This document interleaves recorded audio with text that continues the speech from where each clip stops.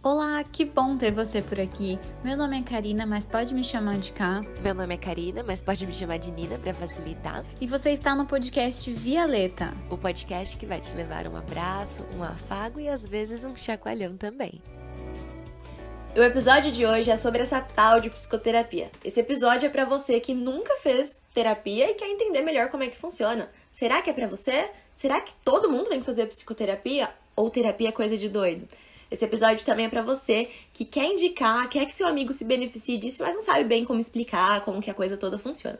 E também pra você que já fez um processo de terapia e por algum motivo ele foi interrompido ou você teve alta. Será que tá tudo bem voltar? Como é que volta?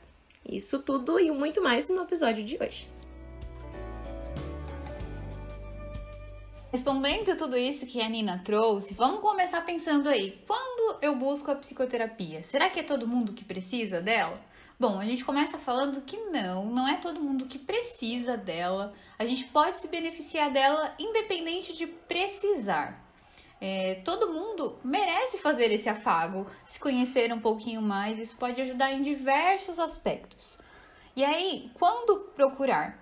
Muitas vezes as pessoas procuram no momento de muita dor, mas também é possível buscar no momento de autoconhecimento, de uma necessidade de ter um autoconhecimento ali melhor, de um crescimento profissional, de uma crise amorosa, enfim. Tem diversas situações que dá pra gente ir puxando a psicoterapia aí pro nosso dia a dia. Não só em momentos de dificuldade, mas também de aprimoramento, aperfeiçoamento aí ao longo do nosso caminho. Cá, isso que você tava comentando me lembrou de uma situação que aconteceu comigo há um mês, mais ou menos.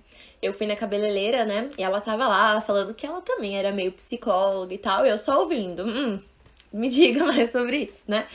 E aí ela pegou e falou assim: nossa, mas pensando melhor aqui, pra você deve ser complicado, né? Você passa o dia inteiro ouvindo problemas, pessoas querendo se matar, deprimida.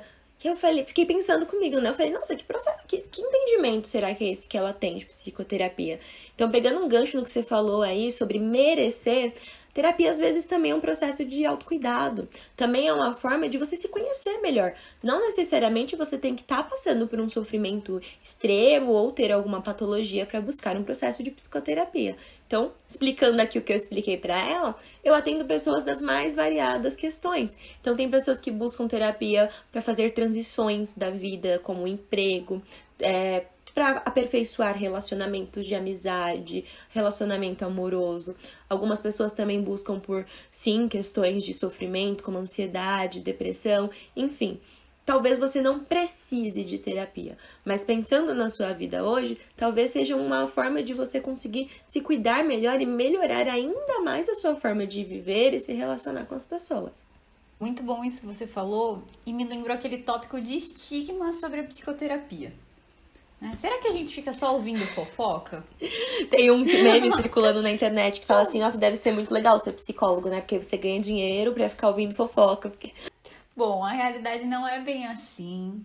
A gente escuta muita coisa, assim, claro, a gente se interessa, assim, a gente se engaja, assim, no processo do nosso cliente, né? Cliente ou paciente, dependendo da linha que você tiver aí de psicoterapia, a gente chama por um ou por outro. Mas não é no sentido de fofoca, de nossa, eu só tô curioso pra saber daquilo, o que aconteceu, que desfecho que deu, mas sim em termos de entender quais comportamentos estão ali, quais motivações estão ali, quais comportamentos serão mais assertivos e serão mais benéficos a curto prazo e a longo prazo. Então, quando a gente está ouvindo ali a história, não estamos apenas ouvindo no sentido de fofocar, de obter uma informação para conversar, dar uma risadinha. Não.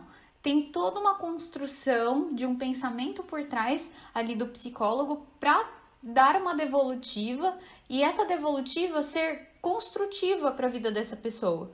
Não ser algo apenas igual você conversaria com seus amigos, com a sua família, que seria algo ali rápido, um interage, fala dos problemas, o outro também, dá uma risadinha e acabou, cada um segue sua vida.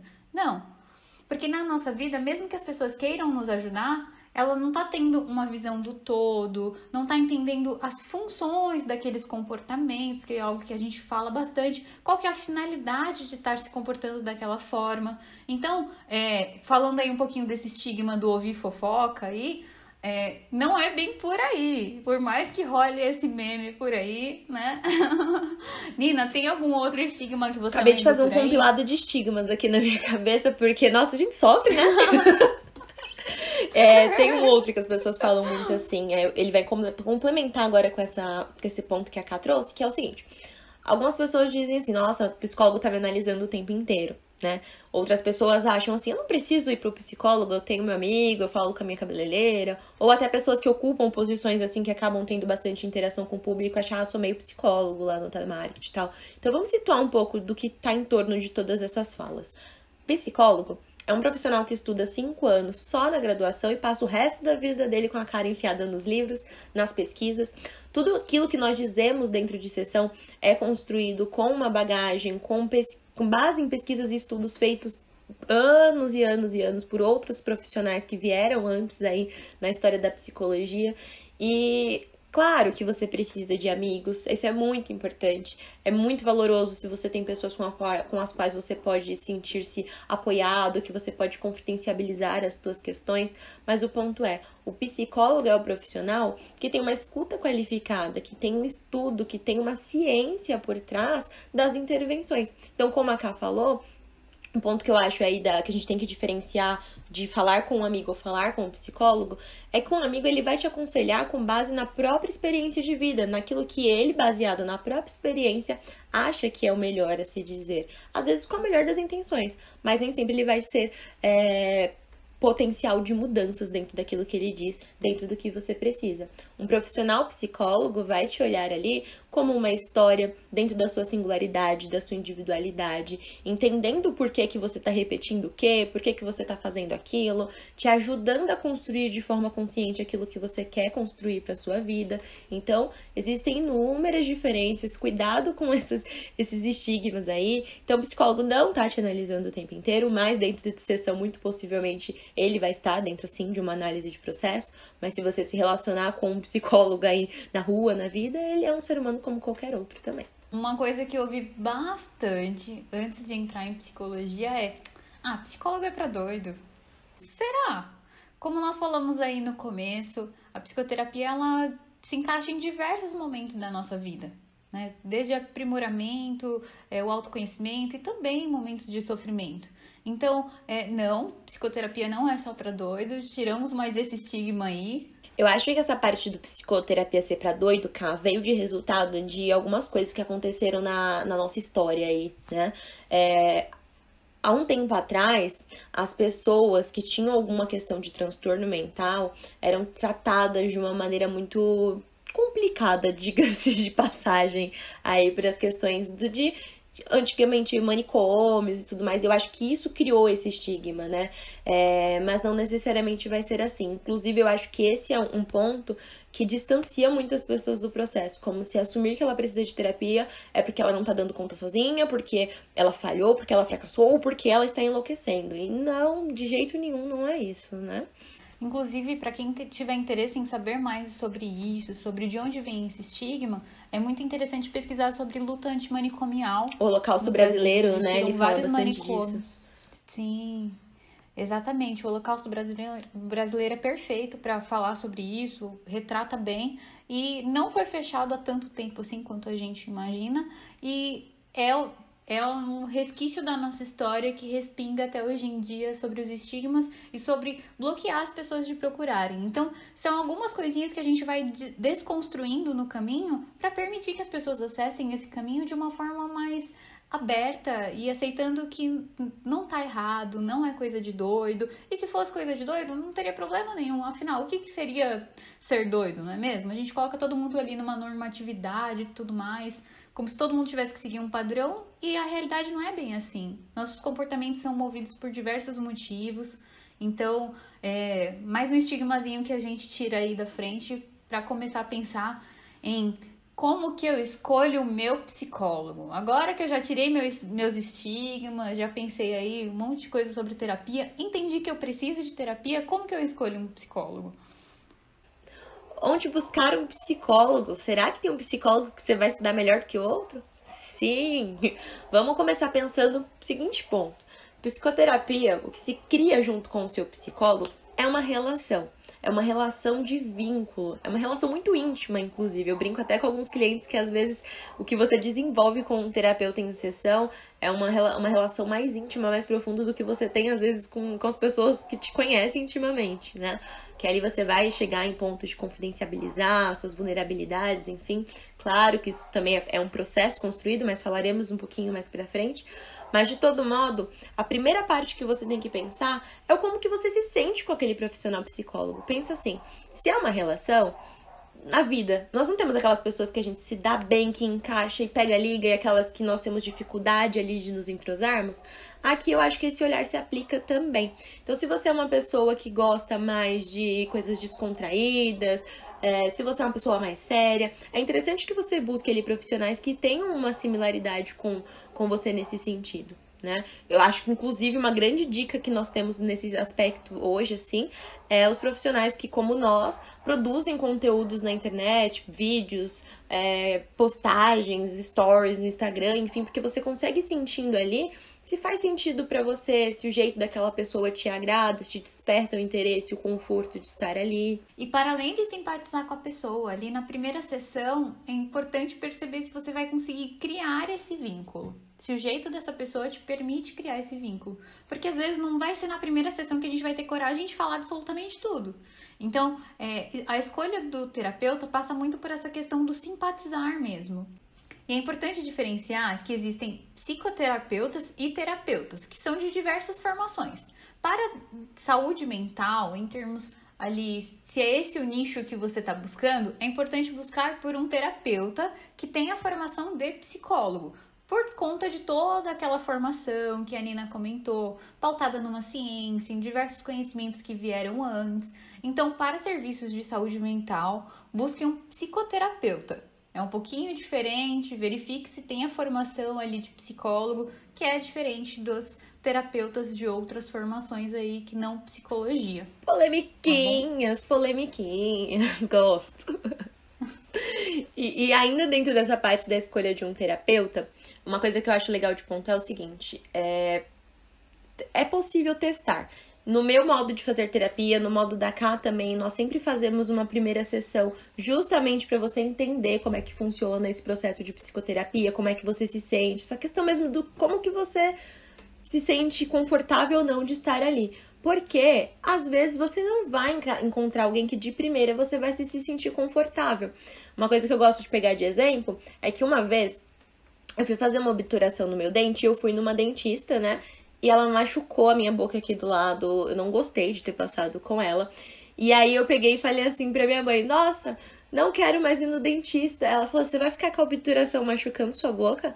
Aí eu falei, é verdade, né? Não é porque ela não me agradou ali no serviço que todo dentista vai machucar minha bochecha. E aí eu pego isso de exemplo pra dizer, se você for num dentista e você não gostar de como a coisa aconteceu, você nunca mais vai no dentista ou você vai procurar um dentista diferente, que atue de uma maneira diferente? Uma questão também pegando no dentista, eu detesto fazer procedimentos na boca porque eu fico engasgando, sabe? Então até no dentista eu gosto de buscar um que eu me identifique, que seja paciente, que vai compreender que eu vou engasgar sim, sabe? Então no processo de psicoterapia é legal você se permitir também a testar. Se você teve alguma experiência que não foi tão agradável assim, tente outra vez. É isso aí, precisa tentar mesmo. Eita, amiga, tá passando um avião. Intervalo comercial. Esquece, peraí. Tente outra vez. E ainda nessas primeiras sessões, onde a pessoa pode experienciar diversas coisas, ela também vai conhecer um pouquinho sobre como funciona ali o processo. Então, na primeira sessão é onde a gente passa, por exemplo, sobre preço. Por que a gente não divulga preço antes da hora? Chama no direct, entendeu? Não é marketing, gente, não é marketing. Até porque se fosse um ou outro divulgaria, não é mesmo? Mas a gente não pode devido ao nosso código de ética. Então, o preço ele não pode ser usado como forma de chamar as pessoas para fazer a terapia. Isso precisa ser voluntariado da pessoa. Dentro disso também, tem alguns estigmas, por exemplo, do valor ser muito alto. E aí, dentro da terapia, a gente pode flexibilizar esse valor. Existem diversos terapeutas que mudam os valores de um para o outro. Quem quer saber mais ou menos o quanto que cobra, dentro do site do CRP, ele tem lá uma tabela de honorários, onde todo público consegue ter acesso. Quanto que custa uma sessão de psicoterapia, uma terapia em casal, enfim, diversas outras coisas aí. E se ainda vendo essa tabela, você achar dentro da sua realidade que é algo que não cabe, existem alguns serviços sociais e públicos do SUS também, mas que nós indicaremos para você no final do podcast, então fica aí com a gente. Isso aí. E aí, dentro dessas primeiras sessões, também é falado sobre e vamos abordagem. De spoilers! Não só na primeira sessão que você vai poder saber disso, vai entender como é que funciona aqui com a gente. É isso aí. Vamos dar uma pinceladinha como que a gente trabalha. Então, dentro de abordagens, todo psicólogo tem uma linha onde ele atua e ele entende aquele indivíduo de acordo com aquela visão que ele tem. Todos levam a um fim que é o autoconhecimento. Mas cada um usa técnicas e ferramentas diferentes para chegar nesse ponto. Aí também entra a questão do simpatizar. Existem pessoas que simpatizam muito mais com um modo de abordagem do que a outra. E a abordagem nada mais é do que a teoria, o referencial, a técnica que aquele psicólogo usa para conduzir o processo. Hoje nós temos algumas que ficam aí mais em alta, que são mais comuns de vermos, que é a psicanálise, a TCC, que é a terapia cognitivo-comportamental, e a análise do comportamento, que no caso, sim, né, vamos puxar uma sardinha, que é a nossa. E dentro de análise do comportamento, a gente pode falar que temos alguns pilares aí.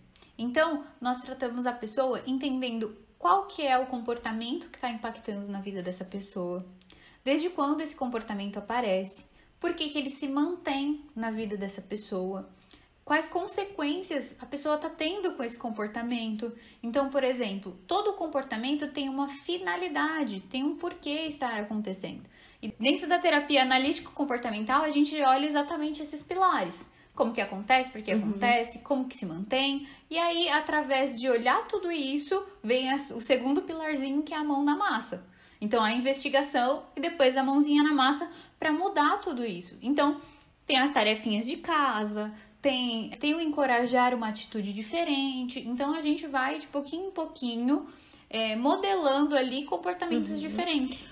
Uma maneira que eu gosto de explicar a forma que eu atuo dentro dessa nossa abordagem, Kai, é o seguinte. Eu sempre olho para a situação que a pessoa chegou até mim como algo de passado, presente e futuro. Então, no presente, eu tenho ali comportamentos que eu quero modificar. Então, nós vamos levantar quais são esses comportamentos e o que eu espero que seja modificado neles. Então, aqui estamos falando um pouco de presente e futuro dentro do que eu quero alcançar. Eu também gosto de pegar a parte de histórico de vida, né? Então, como que esses comportamentos hoje que você tá repetindo foram aprendidos? Então, é de fato um processo onde com calma nós vamos ter aí uma questão de nos vincularmos, de você se sentir à vontade, de você começar a conseguir trazer esses pontos à tona também, como a Ká falou, nem sempre você vai chegar de primeira e você nem é obrigado a chegar na primeira sessão e conseguir confidenciabilizar coisas dolorosas. Então, isso é todo um processo de entendimento de como esses comportamentos foram aprendidos, de como que eles estão impactando hoje, de que maneira que nós vamos começar a construir formas de agir, de ser diferente. Isso aí, ainda falando até mesmo um pouquinho sobre o processo. O processo, normalmente, muitas pessoas falam, mas demora. E realmente, normalmente demora um pouquinho. Porque o processo de mudança ele não é do dia para a noite. Pensa aí nas mudanças que você já fez na sua vida. Abre um parênteses, né? Caso você não tenha escutado o nosso podcast lá sobre ciclos e mudanças. Volta um pouquinho, escuta lá. Mas mudanças demoram a acontecer. Então, o processo de psicoterapia ele é passinho por passinho. Eu e meus clientes costumamos falar que são baby steps, passinhos de bebê. Então, imagina um bebê quando começa a caminhar.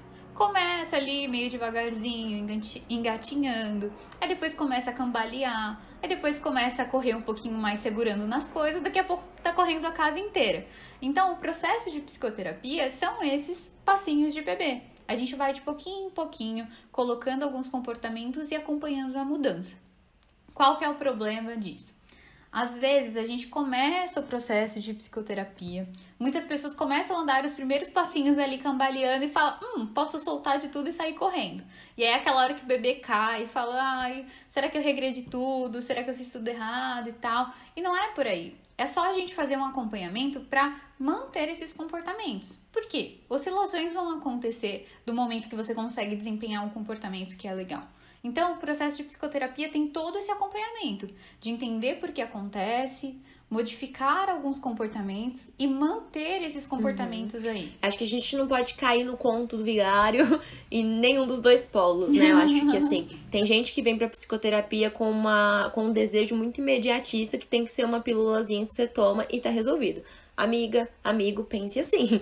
Você levou anos da sua vida construindo esse edifício que aqui vos apresenta. E não é de um dia pro outro que nós vamos desconstruir e modificar isso. Então tem que respeitar o processo. E o outro polo, vou ficar em terapia o resto da minha vida? Não.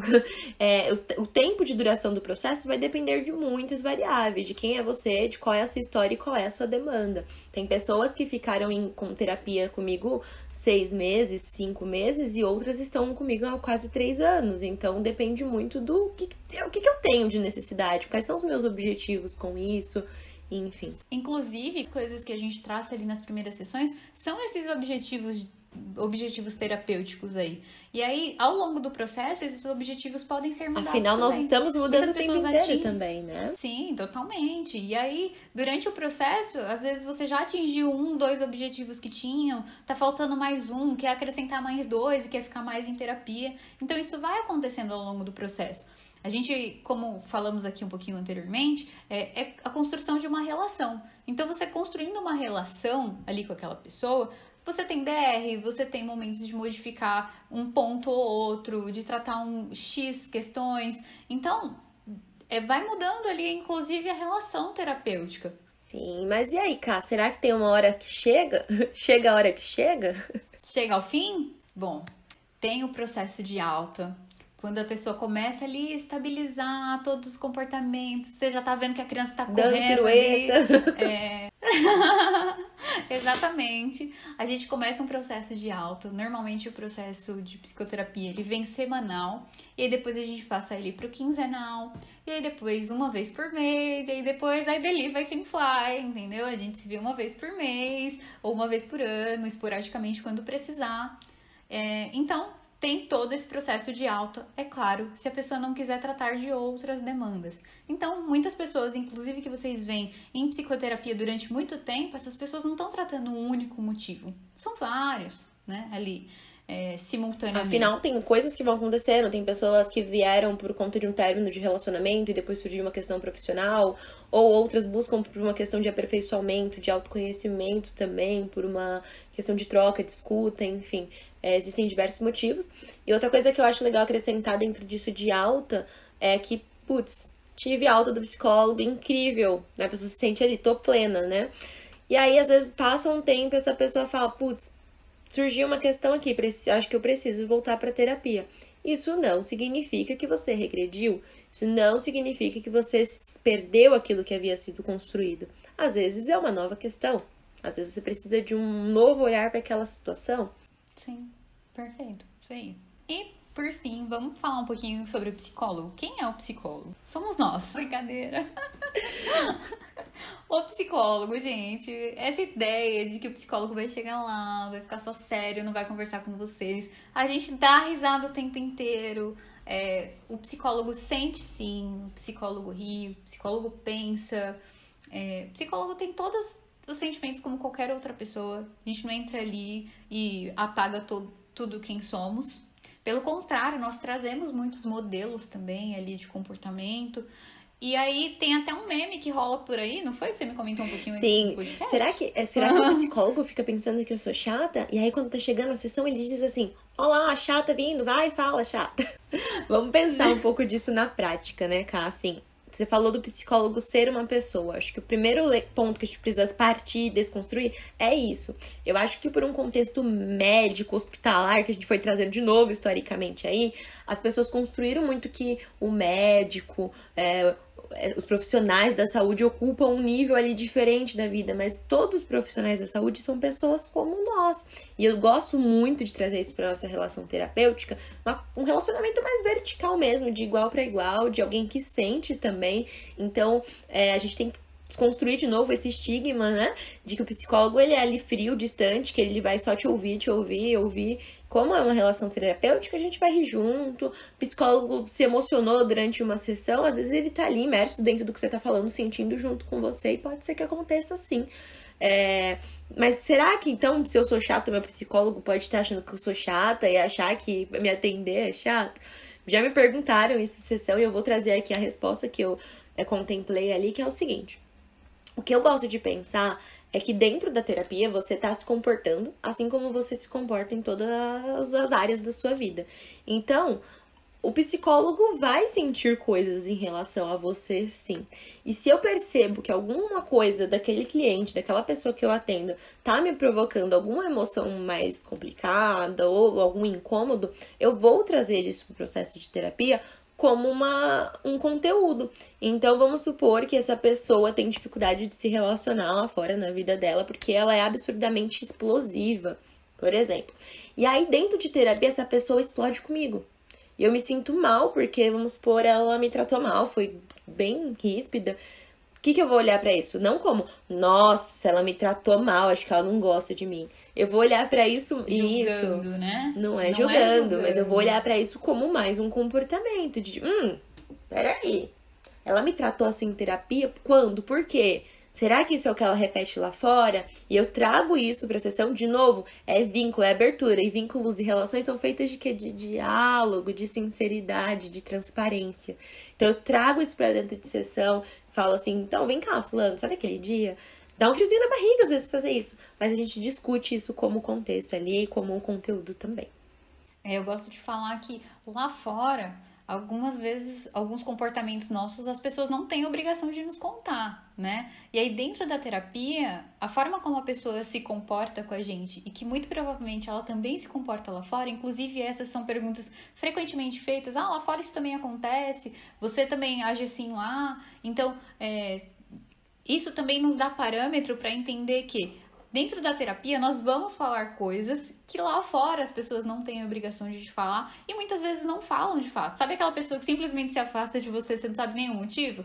Então, dentro da terapia a gente faz essa devolutiva de o que está acontecendo, o que estamos sentindo. Ou seja, o nosso sentimento, é claro, a gente separa aquilo que é nosso daquilo que é do comportamento inclusive, da pessoa. faz terapia também, pra saber justamente onde o meu Sim. começa, onde o meu acaba.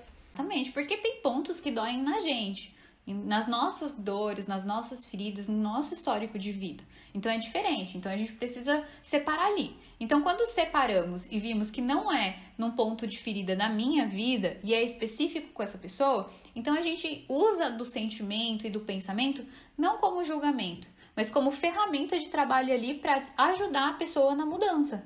Então, sim, terapeutas sentem, terapeutas pensam, mas isso vai ser usado com muito carinho, com muito cuidado, para ajudar no seu processo. E acredite, pode ajudar muito no processo quando a pessoa percebe, opa, é isso que eu faço? É isso que eu faço as pessoas sentirem? Você consegue até ter uma noção de como que o seu comportamento impacta nas pessoas. Isso é muito poderoso. Uma coisa que eu acho legal complementar aí também, Ká, teve uma sessão que uma cliente minha brincou comigo falando assim, Guru, me ajuda, o que eu faço? Ela fala que às vezes eu vou explicar algumas coisas, eu faço com a mão assim, juntando um dedo com o outro, né? Aí eu falo, peraí, alto lá. O psicólogo não tá ali pra te dizer o que fazer, qual decisão você tomar na sua vida, né? Inclusive, o processo de terapia tem ali como objetivo te tornar protagonista, te tornar autônomo dentro do seu próprio comportamento, pra você entender o que controla o seu comportamento. Então, você não vai achar respostas prontas, mas a ideia é que o psicólogo te ajude a conseguir construir essas respostas para que você seja esse protagonista, entende? Sim, isso aí. E aí, por mais que a gente recomende um comportamento ou outro para testar como que vai ser, qual é o resultado que vai ter e tudo mais, é sempre um teste, não é para trazer a resposta pronta. Afinal, a psicoterapia é um processo. Como todo processo, a gente abraça ele, se der errado, a gente chora junto, a gente ri junto. E eu brinco sempre que é a travessia de um rio. Então, vai passar águas quentinhas, vão passar águas geladas também. Normalmente, nós terapeutas somos quem tá na água falando, vem, pula, vai ser legal, vai ser divertido. E aí, vocês que estão escutando a gente estão aí sem saber, será que eu entro? Tá muito gelada essa água. Mas é sempre essa travessia do riozinho aí, que vão ter momentos difíceis, vão ter momentos mais fáceis, de brincadeira, de risada, mas é sempre atravessando e sempre juntos. Você não tá sozinho na travessia desse rio. Bom, e quem tiver mais interesse em saber como funciona o processo de psicoterapia, o terapeuta pensa e tudo mais, tem um livro bem legal chamado Talvez Você Deva Conversar com Alguém, uma terapeuta, o terapeuta dela e a vida de todos nós.